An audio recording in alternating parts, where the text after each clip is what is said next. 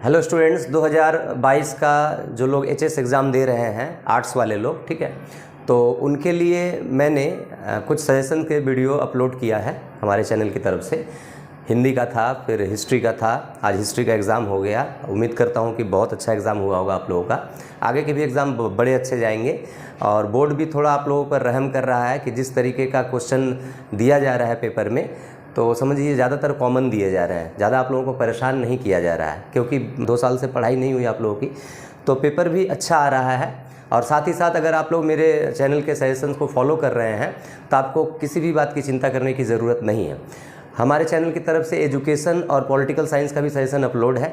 आप लोग हमारे चैनल के नाम से सर्च कीजिएगा, आप लोगों को सजेशन मिल जाएगा, सजेशन का वीडियो, पॉलिटिकल साइंस और एजुकेशन का।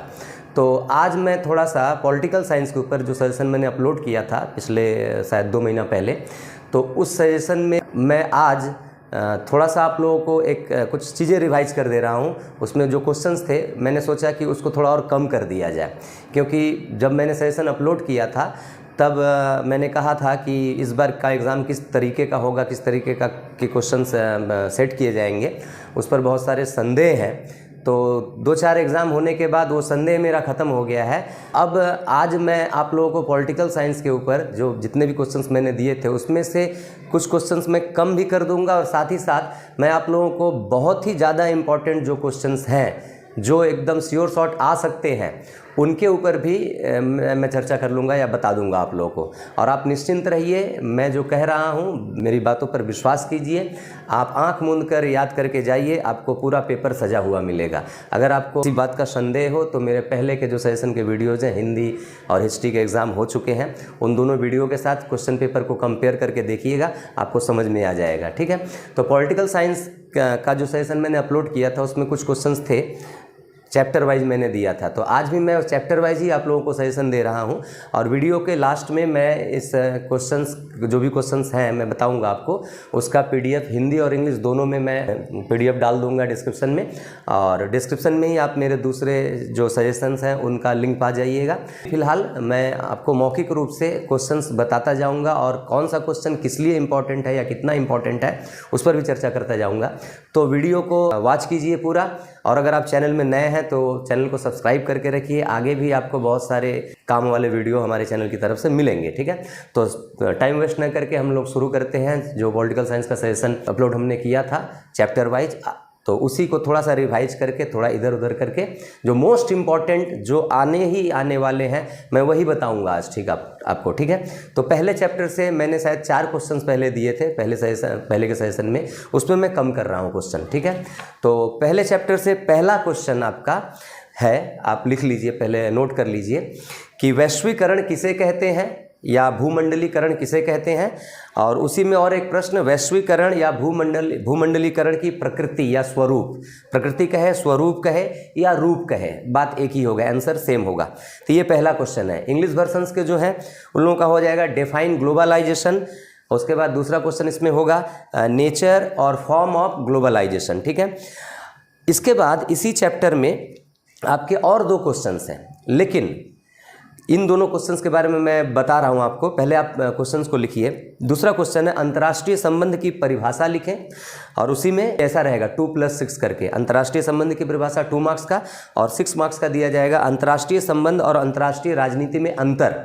ठीक है, इंग्लिश वर्जन वालों के लिए define international relation, difference between international relation and international politics. ठीक है, तीसरा क्वेश्चन आइए।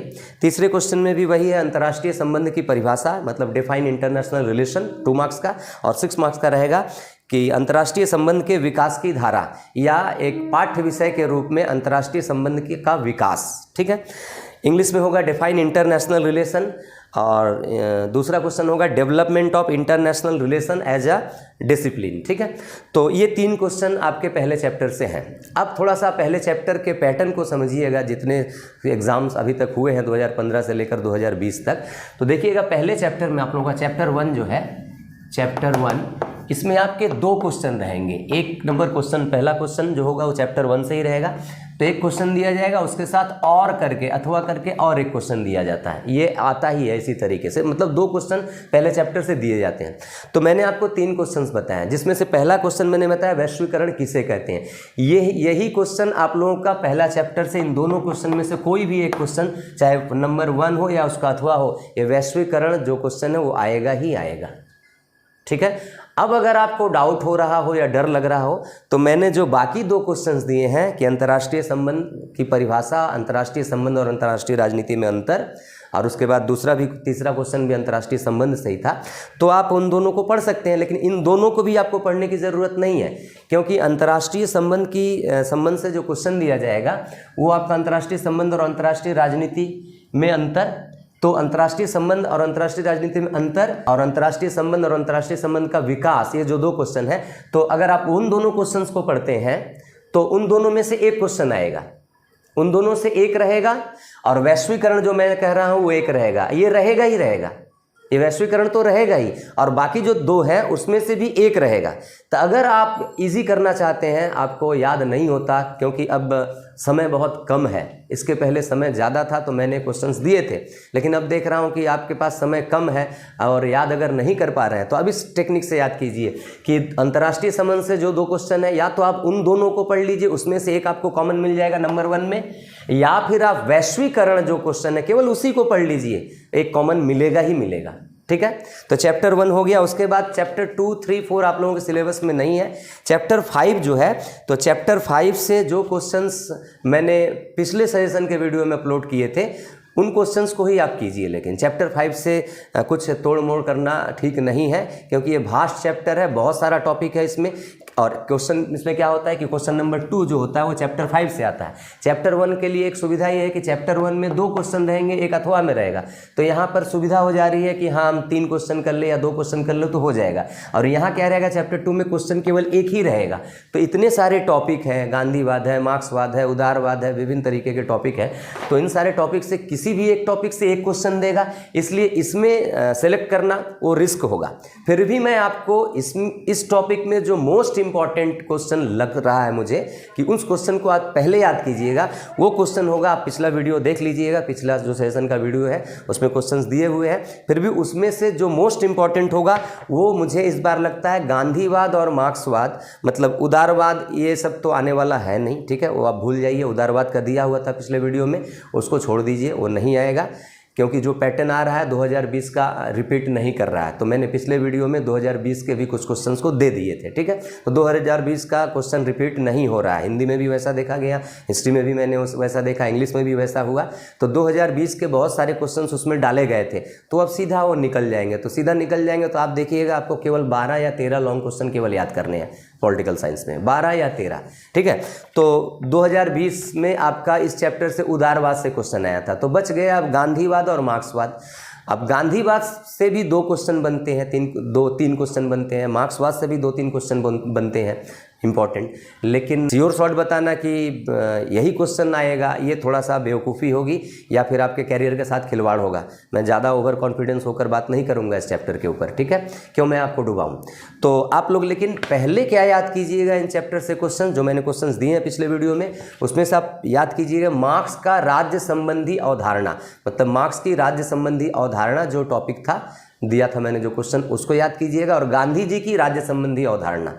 ठीक है, इन दोनों में से और एक क्वेश्चन है गांधी जी की सत्याग्रह और अहिंसा संबंधी अवधारणा। इन तीनों क्वेश्चन में से एक क्वेश्चन 90% चांस है कि आपको मिल जाएगा। ठीक है, तो इन तीनों क्वेश्चन को आप पहले याद कीजिएगा। ठीक है, अब आ जाते हैं हम लोग चैप्टर नंबर 7, मतलब चैप्टर 6 से भी आपका इस बार लॉन्ग क्वेश्चन नहीं आएगा, शॉर्ट क्वेश्चन तो दिया जाएगा लेकिन लॉन्ग क्वेश्चन नहीं आएगा। ठीक है, तो चैप्टर 7 से मैं आपको एक क्वेश्चन बता दे रहा हूं जो मोस्ट इंपॉर्टेंट, मैं 2 दे रहा हूं और एक बता रहा हूं, वो आएगा ही। वो क्वेश्चन है, पहला क्वेश्चन, भारत के प्रधानमंत्री की शक्तियां, कार्य एवं स्थिति। ठीक है, कर लीजिएगा, इंग्लिश में होगा power, function and position of prime minister of India. Question number 2, अब चैप्टर 7 में भी ऐसा ही होता है कि 2 क्वेश्चन दिए रहेंगे। हाँ, क्वेश्चन मान लीजिए क्वेश्चन नंबर 4 में एक रहेगा क्वेश्चन, उसके बाद और करके और एक क्वेश्चन रहेगा, ठीक है। 2 क्वेश्चन दिया रहेगा, इसमें से आपको एक करना है। इस तरीके का ढांचा बनाया जाता है क्वेश्चन का। तो इसमें पहला क्वेश्चन आपको मिल जाएगा प्रधानमंत्री के कार्य एवं शक्तियाँ। ये मोस्ट इंपॉर्टेंट है। मतलब आप इस क्वेश्चन को पढ़ ले रहे हैं तो ये चौथा नंबर क्वेश्चन जो है आपका तीसरा नंबर क्वेश्चन इस बार के लिए तीसरा क्वेश्चन होगा, ठीक है। 1 नंबर क्वेश्चन जो होगा फर्स्ट चैप्टर से, 2 नंबर क्वेश्चन होगा आपका 5th चैप्टर से, और 7th चैप्टर से क्वेश्चन नंबर 3। तो क्वेश्चन नंबर 3 में 2 क्वेश्चन रहेंगे। पहला क्वेश्चन आपको प्रधानमंत्री के कार्य एवं शक्तियां मिल जाएगा, ठीक है। और अगर डर लग रहा हो तो और एक क्वेश्चन याद कर लीजिए। तो ये अगर आप याद कीजिएगा तो 2 में से एक मिलना ही मिलना है चैप्टर 7 से आपको। दूसरा क्वेश्चन है भारत के किसी अंग राज्य के राज्यपाल की शक्तियां एवं स्थिति, ठीक है। Power and position of governor of an Indian state, English में, ठीक है। इन दोनों क्वेश्चन में से आपको एक मिल ही रहा, जिसमें से मैंने क्या कहा, प्राइम मिनिस्टर, प्रधानमंत्री की कार्य एवं शक्तियां। एकदम याद कर लीजिए आप आंख मूंद कर, ठीक है। अब आ जाइए आप चैप्टर 8 में। चैप्टर 8 में आपका जो सबसे इंपॉर्टेंट क्वेश्चंस हैं वो मैंने सीरियल वाइज लिखा हूँ। चैप्टर 8 में मैं आपको 3 इंपॉर्टेंट क्वेश्चन दे रहा हूँ, ठीक है। 3 दे रहा हूँ कि आप इन 3 पढ़िएगा तो एक ज़रूर मिलेगा। और उस इम्पॉर्टेंट में भी मैं आपको सीरियल वाइज कर रहा हूँ कि पहले आप ये पढ़िए, दूसरा ये पढ़िए, तीसरा ये पढ़िए। हो सकता है पेपर में इसी तरीके से ही क्वेश्चन छपा रहा है, जो मैं पहला दे रहा हूँ पेपर में पहला हो, जो मैं 5वां दे रहा हूँ पेपर में 5वां हो, ऐसा भी हो सकता है। इसमें अजूबा का कोई बात नहीं है, ठीक है। तो क्वेश्चन चैप्टर नंबर 8 में पहला क्वेश्चन, भारत के संसद के दोनों सदनों के बीच, दोनों सदनों मतलब लोकसभा और राज्यसभा के बीच संवैधानिक संबंध, ठीक है।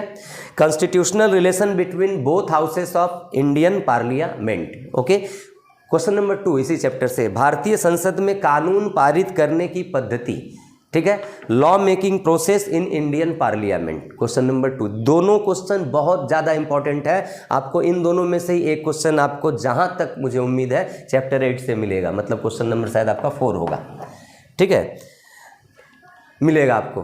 तो ये चैप्टर 8। अब थोड़ा सा और रीड कर लीजिएगा, ये 2 बहुत ज़्यादा इंपॉर्टेंट है। इन दोनों में से एक मिलने का चांस है, लेकिन थोड़ा सा और 1-2 क्वेश्चन मैं बता रहा हूँ, उसको रीड कर लीजिएगा कि पश्चिम बंगाल के विधानसभा के अध्यक्ष की भूमिका। अब पश्चिम बंगाल के विधानसभा के अध्यक्ष की भूमिका जब आप पढ़ेंगे तो किस विधानसभा के अध्यक्ष की भूमिका या लोकसभा के अध्यक्ष की भूमिका प्राय सेम होती है, ठीक है। तो आप किसी अगर लोकसभा के अध्यक्ष की भूमिका पढ़ रहे हैं तो पश्चिम बंगाल के विधानसभा के अध्यक्ष की भूमिका अगर दिया जा रहा है ना, तो आप उसमें तोड़ मरोड़ कर लिख सकते हैं, केवल नाम चेंज हो जाएगा, ठीक है। लोकसभा का स्पीकर की जगह पे क्या हो जाएगा, पश्चिम बंगाल के विधानसभा की स्पीकर की भूमिका, या किसी भी विधानसभा के स्पीकर की भूमिका, भारत के किसी भी विधानसभा की। तो ये कुछ लोकसभा का स्पीकर की भूमिका पढ़ लीजिए आप, सबसे बेहतर होगा। तो आप लोकसभा का स्पीकर आएगा तो भी लिख लेंगे, और विधानसभा की स्पीकर की भूमिका आएगी, अध्यक्ष की भूमिका, तो भी लिख लेंगे, ठीक है।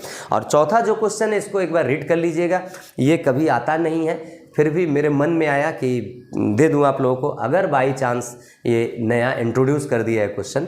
तो क्वेश्चन है, धन विधेयक किसे कहते हैं और लोकसभा में धन विधेयक कैसे पारित होता है। लोकसभा में धन विधेयक कैसे पारित होता है, इंग्लिश में हो जाएगा what is meant by money bill and process of passing of money bill in Lok Sabha, ठीक है। तो ये 4 क्वेश्चन मैंने बताया, जिसमें से पहला 2 क्वेश्चन मोस्ट इंपॉर्टेंट है, इन दोनों को पढ़िए, उसमें से एक मिलने का 90% चांस है, ठीक है। अब आ जाते हैं हम लोग चैप्टर नंबर 9।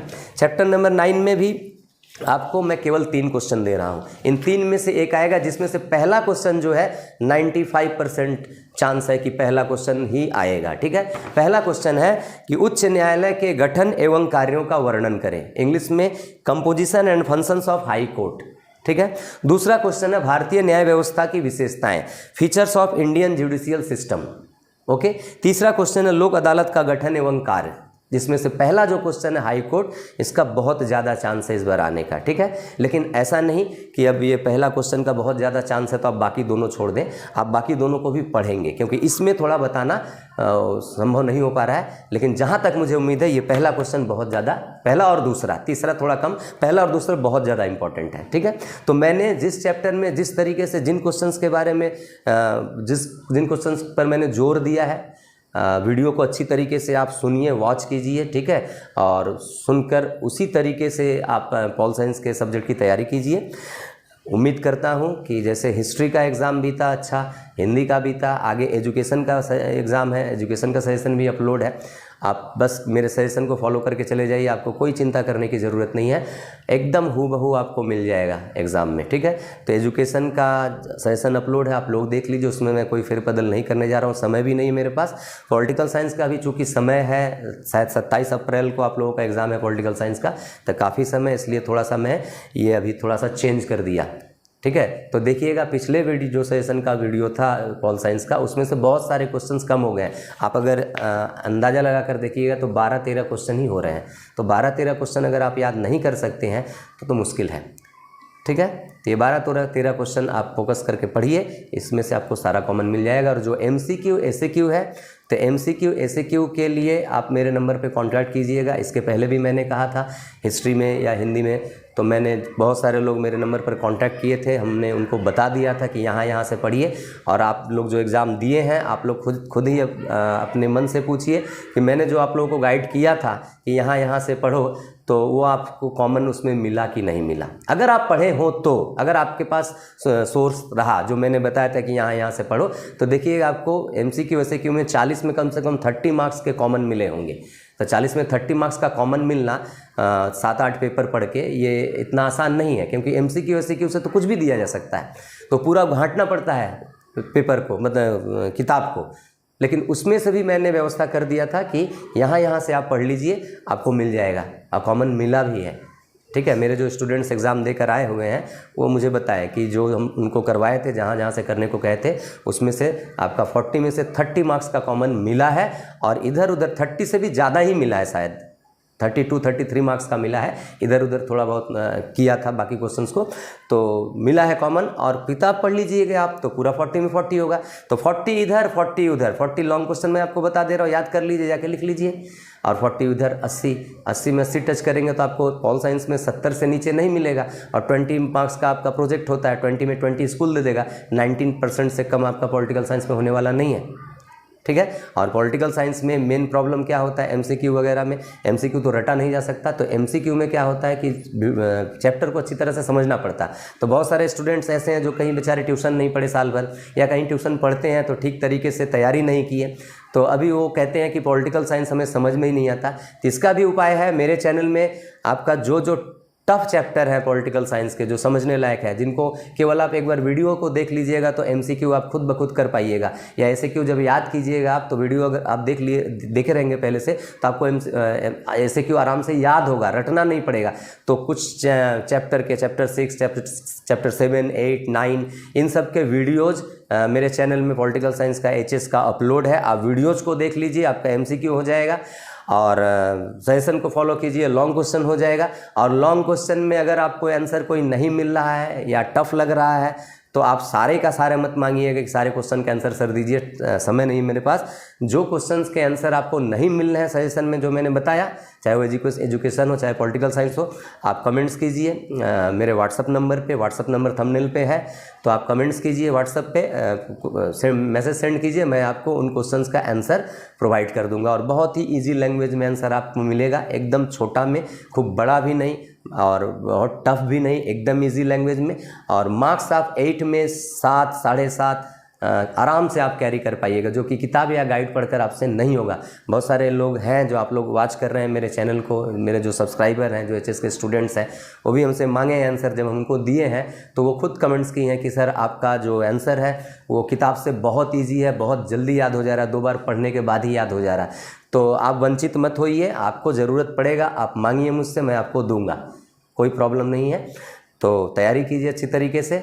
और इसके बाद कोई भी ज़रूरत हो आपको एग्ज़ाम से रिलेटेड, एजुकेशन हो, हिस्ट्री हो, पॉलिटिकल साइंस हो, फिलोसफी हो, ज्योग्राफी हो, तो मैं तो सारा सब्जेक्ट नहीं पढ़ाता हूँ, लेकिन जिन सब्जेक्ट्स को मैं नहीं पढ़ाता हूँ उसका भी गाइड हम लोग कर देंगे आपको, ठीक है। तो कोई भी ज़रूरत हो आप वीडियो के डिस्क्रिप्शन में, वीडियो में आप कमेंट्स कीजिए, और सारा प्लेलिस्ट आपका पॉलिटिकल साइंस का वीडियो का मिल जाएगा मेरे चैनल में।